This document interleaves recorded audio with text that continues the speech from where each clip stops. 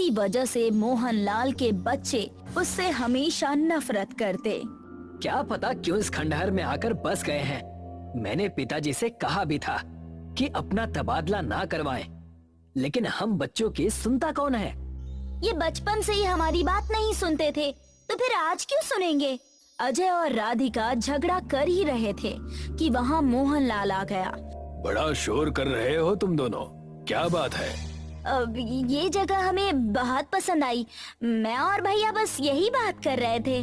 पिताजी ये झूठ बोल रही है, अभी थोड़ी देर पहले ही इस जगह की बुराई कर रही थी। मैं जानता हूँ बच्चों, तुम्हें ये जगह बिल्कुल पसंद नहीं आई, लेकिन घर चलाने के लिए मुझे ये कदम उठाना ही पड़ा। उन्हें दरियागंज में आकर 1 हफ्ता हो गया था। एक दिन मोहनलाल के ऊपरी विभाग के कर्मचारी ने उससे कहा, हमें ऊपर से आदेश आया है कि हमें रेगिस्तान जाकर एक कुआं ढूंढना है। रेगिस्तान में कुआं? ये कैसा मजाक है? मजाक नहीं, सच है। मैं अकेले ये कुआं कहाँ ढूंढूंगा? मुझे साथ में और 2 व्यक्ति चाहिए, ताकि जो भी हो उस पर मैं चर्चा कर सकूं। अच्छा ठीक है, मैं साहब से बात करूंगा। मोहनलाल जाकर सारी बातें अपने बच्चों को बताता है। मैं वहाँ से हफ्ते 2 हफ्ते में वापस आ जाऊंगा। तुम मेरी फिक्र मत करो और अपना और राधिका बिटिया का ध्यान रखना। जैसा आप कहें पिताजी, मैं आपके आने का इंतजार करूंगा। अगले ही दिन मोहनलाल और उसके साथ 2 कर्मचारी सीमा और सह कर्मचारी भगवंत रेगिस्तान में कुआं ढूंढने जाते हैं। सब अपने जूते कस के पहन लो, यहाँ बिच्छू और कई सारे सांप भी हैं। अगर मेरे घर का लोन ना होता तो मैं यहाँ कभी नहीं आती। क्या करूँ, मजबूर जो हूँ। हमें हमारे लक्ष्य से दूर नहीं भटकना चाहिए। दूर दूर तक कोई घर आदमी दिखाई नहीं दे रहा है, चारों तरफ रेत ही रेत है। इस वजह से हमें परेशानी हो रही है। जैसे ही मोहनलाल कुछ दूर चलकर गया, उसे भ्रम हुआ कि उसने सामने समंदर देखा है। वो देखो, मुझे वहाँ पर पानी नजर आ रहा है। रुक जाओ, उस तरफ मत जाओ, वहाँ हम मुसीबत में भी पड़ सकते हैं। भगवंत की बात मोहन बिल्कुल भी नहीं सुनता और उस भ्रम के पास दौड़ा चला जाता है। यहाँ तो कुछ भी नहीं है, मतलब वो मेरा भ्रम था। मैंने सुना है कि रेगिस्तान में अगर भ्रम हो तो सच भी आसपास ही होता है। वहाँ देखो, एक कुआं नजर आ रहा है, उस तरफ चलो। उस आम के पेड़ के पास एक कुआं है, वही असली कुआं है। सीमा, भगवंत और मोहनलाल जब उस तरफ भाग कर गए तो वहाँ जाकर उन्होंने देखा कि वहाँ पर एक पुराना कुआं है और वहीं एक आम का पेड़ भी लगा हुआ है, जिसे देखकर सब खुश हो गए। लेकिन भगवंत समझ गया था कि कुछ तो गड़बड़ है। ठहर जाओ, उस तरफ मत जाओ। अरे धोखा मेरे साथ एक बार हो गया, बार बार थोड़ी होगा। मोहनलाल और सीमा खुशी खुशी भागते हुए उस कुएं के पास चले गए और जैसे ही वो उस कुएं के पास पहुँचे, कुएं में झांकने लगे। आम के पेड़ के उस डाली ने उन्हें कुएं के अंदर ढकेल दिया।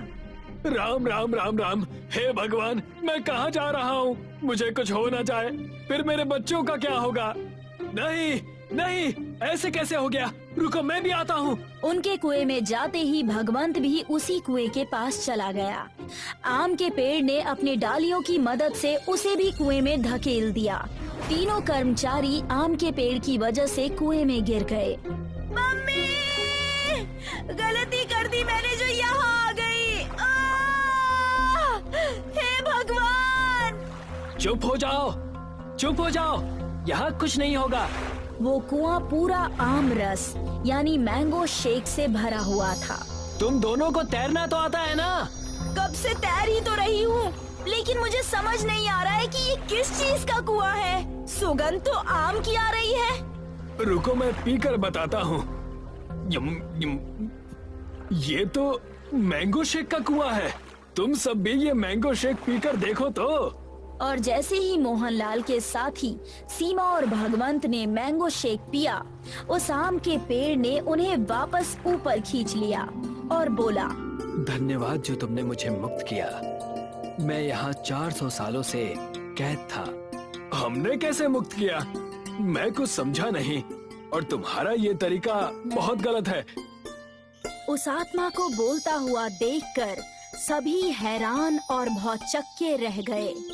लेकिन तुम हो कौन और ये दशा तुम्हारी कैसे हुई? तब जाकर उस आम के पेड़ ने अपने श्राप की कहानी सुनाई। मैं और मेरे साथी तीर्थ यात्रा पर यहीं से जाया करते थे। रेगिस्तान में उस वक्त कई लोगों का आना जाना हुआ करता था, लेकिन एक दिन आगे रेगिस्तान शुरू होने वाला है, याद रखना हमारे पास पीने को पानी नहीं है। मैं तो कहता हूँ हमें दूसरे रास्ते से चलना चाहिए। अरे क्यों भाई, ये रास्ता सीधा हमें तीर्थ स्थल लेकर चलेगा। हमें रेगिस्तान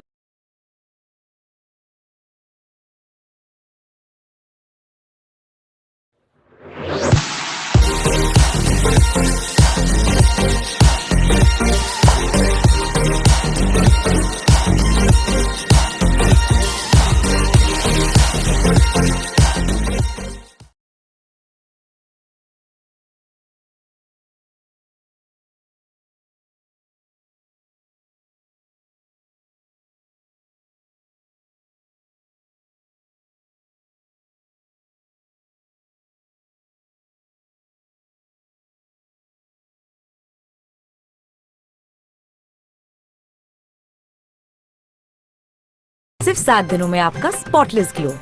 Pond's bright beauty serum cream, spotless glow expert.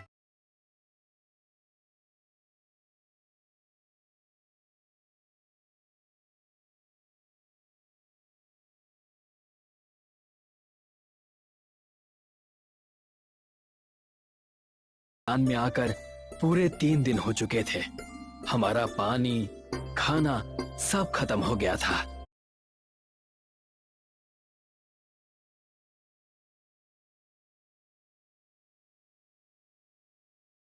तब हमें एक साधु नजर आए जो तीर्थ के लिए ही जा रहे थे। वो देखो, वहाँ पर एक साधु, उनके पास कुछ रखा हुआ है। चलो चलकर देखते हैं, शायद उनके पास कुछ पीने का हो। वहाँ चलकर हमें देखना चाहिए। और जैसे ही हम साधु के पास गए जो उस वक्त आराम कर रहे थे, हमने उनके पास देखा कि मैंगो शेक रखा हुआ है। जैसे ही हमने मैंगो शेक देखा, हमारा मन ललच गया और हमने सारा का सारा मैंगो शेक पी लिया। दुष्ट बालक, मैं तुम्हें श्राप देता हूँ। अब से तुम इसी रेगिस्तान में अटके रहोगे जब तक कोई राहगीर तुमसे आकर मिल न जाए। तुम एक आम का पेड़ बन जाओगे और तुम्हारा साथी आम रस का कुआं बन जाएगा और तुम दोनों की आत्मा इसी में भटकती रहेगी। अलख निरंजन।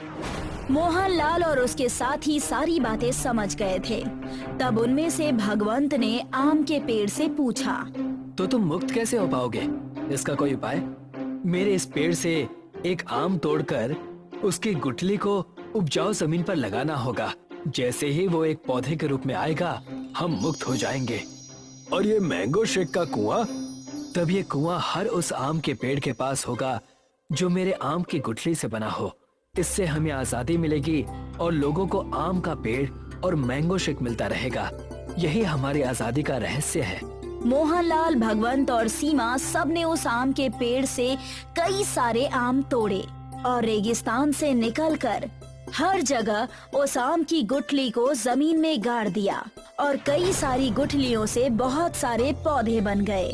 भगवान करे कि उन्हें आजादी मिल जाए। मैं बहुत सारा मैंगो शेक पीऊंगा। मोहनलाल ने अपने घर के बाहर भी एक आम का पेड़ लगा दिया, जो कि अगले दिन ही बड़ा सा पेड़ बन गया और उसके नीचे ही जादुई मैंगो शेक का कुआं भी आ गया, जिसमें पीले रसीले आम का रस था। असली ठंडा मैंगो शेक।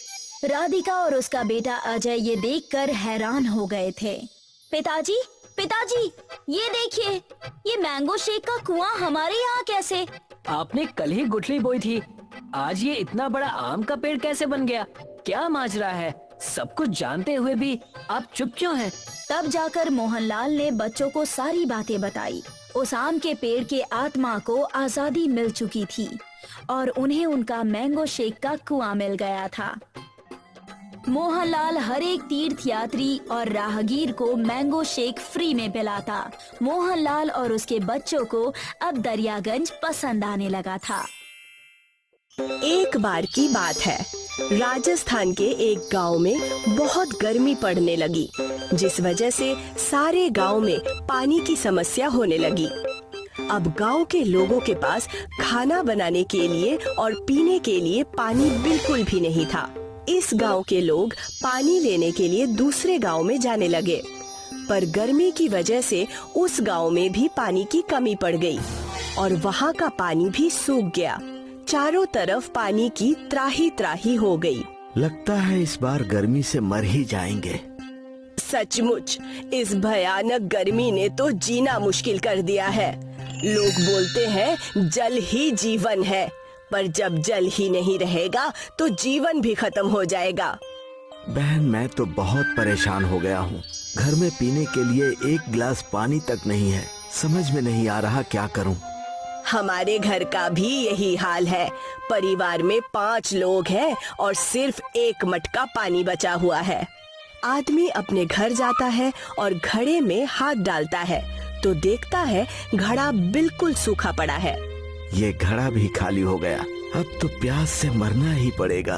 हे भगवान, अब तो आप ही बचा सकते हो। तभी इस आदमी की गाय आवाज करने लगती है। गाय के रम्हाने की आवाज सुनकर आदमी गौशाला की तरफ आता है। ओह, लगता है गाय को भूख लगी है। वो एक गठरी सूखा चारा गाय को देता है और वापस अपने घर आ जाता है। पर कुछ ही देर में गाय फिर से रम्हाने लगती है। अरे, अभी तो चारा डाला था, फिर भी आवाज कर रही है। वो गाय के पास जाता है और देखता है कि गाय ने वो चारा नहीं खाया है। लगता है गाय को हरा चारा चाहिए। इसे सूखा चारा पसंद नहीं आ रहा। वो आदमी हरा चारा लाता है और गाय को देता है, पर चारा देने के बाद जैसे ही वो घर जाने के लिए मुड़ता, गाय फिर से रम्हाने लगती है। आदमी को कुछ भी समझ नहीं आ रहा कि गाय चारा देने के बाद भी आवाज क्यों कर रही है। वो गाय के पास आता है और देखता है कि गाय का गला सूखा हुआ है और वो जोर जोर से सांसें ले रही है। ओहो, लगता है गाय को प्यास लगी है। अब क्या करूं? मेरे पास तो खुद ही पीने के लिए पानी नहीं है। गाय के लिए कहां से लाऊं? गाय और जोर जोर से हांफने लगती है। लगता है इसको बहुत तेज प्यास लगी है। अगर यही हाल रहा तो ये मर जाएगी। नहीं नहीं, मुझे गौ हत्या का पाप अपने सिर पर नहीं लेना है। वो आदमी गाय को खूंटी पर से खोल देता है और उसे गौशाला से बाहर की तरफ हाँक देता है। गाय को सचमुच पानी की प्यास लगी है, इसीलिए खूंटे से छूटते ही वो नदी की तरफ दौड़ पड़ती है। पर जैसे ही गाय नदी के पास पहुंचती है तो वो देखती है कि नदी पूरी तरह सूख चुकी है। यहाँ तक भागते भागते गाय का गला बहुत सूख चुका है और वो प्यास के कारण नीचे गिर जाती है और जोर जोर से हांफने लगती है। इस रास्ते एक बूढ़ी औरत और उसका पोता गुजर रहे थे। गाय के हांफने की आवाज सुनकर वो बूढ़ी औरत गाय के पास आती है। औरत के हाथ में पानी की बाल्टी है। लगता है गाय को बहुत प्यास लगी है। अगर इसको जल्दी से पानी नहीं पिलाया तो ये मर जाएगी। दादी, हमारे पास तो सिर्फ एक ही बाल्टी पानी है। अगर ये पानी हम गाय को पिला देंगे तो हम क्या पिएंगे? बेटा, इस समय इस पानी की हमसे ज्यादा जरूरत इस गाय को है। तुमने सुना है कि कभी प्यासे को पानी पिलाया नहीं और बाद में अमृत पिलाने से क्या फायदा? दादी, इसका क्या मतलब होता है? बेटा, इसका मतलब होता है कि अगर कोई प्यासा है और उस समय अगर हम उसे पानी नहीं पिलाएंगे तो कभी बाद में अमृत पिलाने का कोई भी मूल्य नहीं है। इसीलिए हमें किसी की मदद तब करनी चाहिए जब उसे हमारी मदद की सबसे ज्यादा जरूरत हो।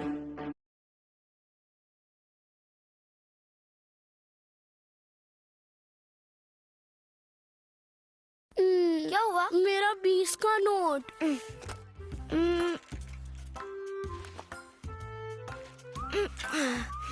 Thank you.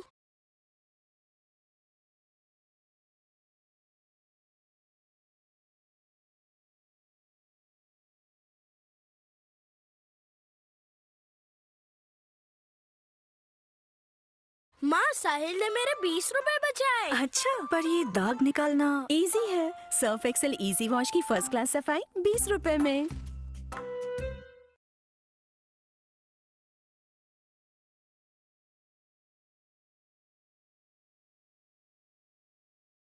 ठीक है दादी, इसे पानी पिला दो।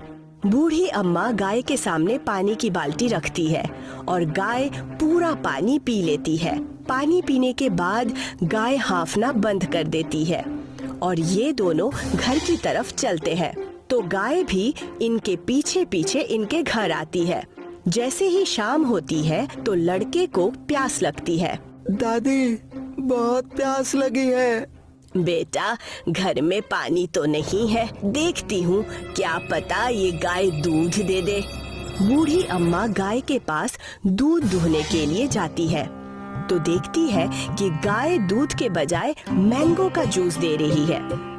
अरे वाह, ये गाय तो ठंडा ठंडा मैंगो का जूस दे रही है। बूढ़ी अम्मा बाल्टी भर के मैंगो का जूस लाती है और इसमें से 1 ग्लास मैंगो शेक लड़के को देती है। लड़का मैंगो का जूस पीता है। अरे वाह दादी, ये तो बहुत ही स्वादिष्ट है और ठंडा भी। इससे तो मेरी प्यास बुझ गई। 1 गिलास मैं भी पीती हूँ। अम्मा भी 1 गिलास मैंगो का ठंडा ठंडा जूस पी लेती है। अरे वाह, ये तो सचमुच बहुत स्वादिष्ट है। तभी बूढ़ी औरत के घर वो आदमी आता है जिसने गाय को घर से निकाल दिया था। बहुत प्यास लगी है अम्मा, जल्दी से थोड़ा पानी दे दो पीने को, नहीं तो मैं प्यास से मर जाऊंगा। बूढ़ी अम्मा बाल्टी में से 1 गिलास मैंगो का ठंडा जूस इस आदमी को पीने के लिए देती है। मैंगो जूस पीकर आदमी की प्यास बुझ जाती है। अम्मा, तुम्हारे पास ये ठंडा मैंगो जूस कहाँ से आया? मुझे नदी के किनारे एक गाय मिली जो ठंडा मैंगो का जूस देती है। जब आदमी ने गाय को देखा तो वो बहुत शर्मिंदा हुआ क्योंकि उसने उस प्यासी गाय को मरने के लिए बाहर छोड़ दिया था और आज उसी गाय ने उसकी जान बचाई थी। वो अपने घर चला जाता है। तभी दरवाजे पर एक साधु आता है। भिक्षाम देहि माई। बूढ़ी अम्मा साधु के पास एक कटोरी चावल ले जाती है। बहुत प्यास लगी है अम्मा, कुछ पीने को दे दो। बूढ़ी औरत बाल्टी में से 1 गिलास ठंडा मैंगो का जूस साधु को देती है, जिसे पीकर साधु की प्यास मिट जाती है। आज तुमने एक प्यासे साधु की प्यास बुझाई है, सदा सुखी रहो। साधु बूढ़ी अम्मा को आशीर्वाद देता है और बूढ़ी अम्मा की झुकी हुई कमर सीधी हो जाती है। ये देखकर अम्मा बहुत खुश हो जाती है। भला हो गाय माता का, आज इनकी वजह से मेरी कमर सही हो गई।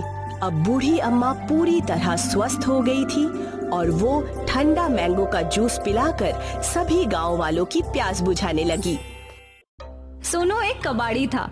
वह घरों के कबाड़ इकट्ठा करके बेचा करता था।